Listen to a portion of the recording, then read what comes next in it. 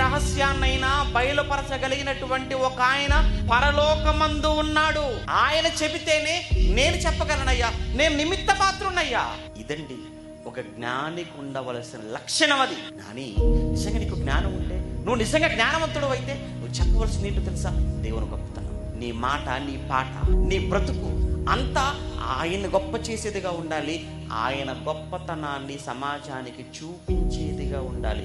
కానీ ఈరోజు అలా ఎక్కడుంది చెప్పండి? ఏమంటే ఈరోజు వారి గొప్పతనం, వారి కుటుంబ గొప్పతనం, వారి సంస్థల గొప్పతనం, ఇవి గొప్పతనాలుగా కనపడాలనుకుంటున్నారు ప్రపంచానికి, సమాజానికి.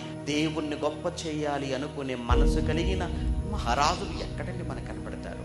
దేవుని గొప్పవాడుగా చూపించాలి సమాజానికి అనుకునే భక్తులు ఎక్కడ? ఒకప్పుడు ఉన్నారు, ఈ రోజుల్లో లేరండి.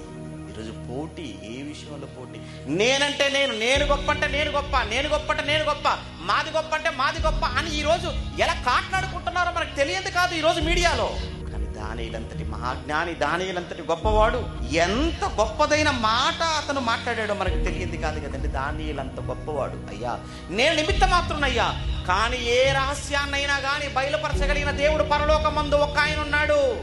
ఆ ఇట్టి మర్మమును బయలుపరచగలిగిన దేవుడు పరలోకములో ఉన్నాడయ్యా. నా వల్ల అవదయ్యా, ఆయన చెబితే నేను చెప్పగలనయ్యా.